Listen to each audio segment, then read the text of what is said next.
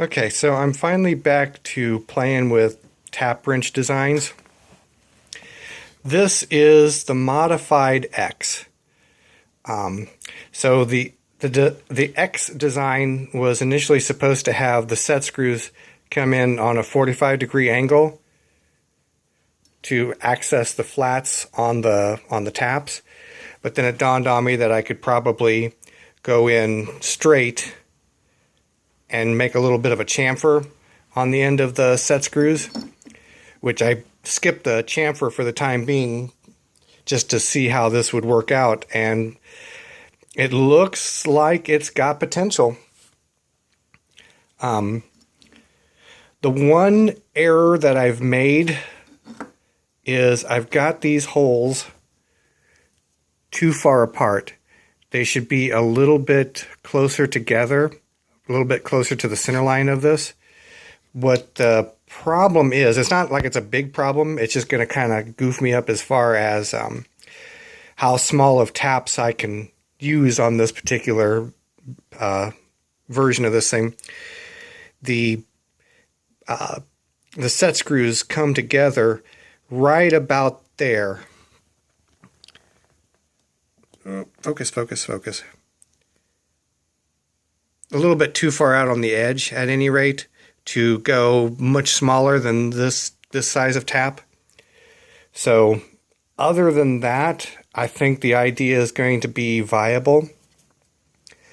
There again, it's not, the best thing in the world using set screws for this sort of thing as far as changing out taps, but I don't know. This is another stepping stone, so I can't see me actually spending a lot of time with this one. Just something that I wanted to test drive and see what kind of potential it had. This is surprisingly difficult to do one-handed, but I think I got it out. So I started out with just drilling a 1/4-inch hole in the middle of this, and then I wound up basically, where is it? I thought I had too much stuff on the bench at the moment. Anyways, I took a 1/4-inch piece of high-speed steel, just ground the edge flat, and I pretty much just literally just hammered it through to get the initial square, which unfortunately was a little bit out of whack. There's the piece. So, I mean, not exactly ideal, but it actually worked. If I would have had a guide to keep it square and not let it, flop to one side or the other, it would have been a reasonable way of broaching something like this. So I'll try and remember that in the future to produce some sort of guide. And then, I mean, literally, that's all I did is just that piece and hammered it straight through. And it actually, if I could have kept it straight, it just worked like a champ. Anyways, after that, I decided I wanted to use or be able to fit these larger taps in it. So I just hit it with some tiny files I had and just chewed away at it until I had,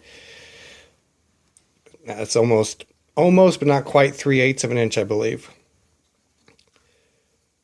I don't know if you can see in there where the set screw comes through at. I don't think you can. Not enough light.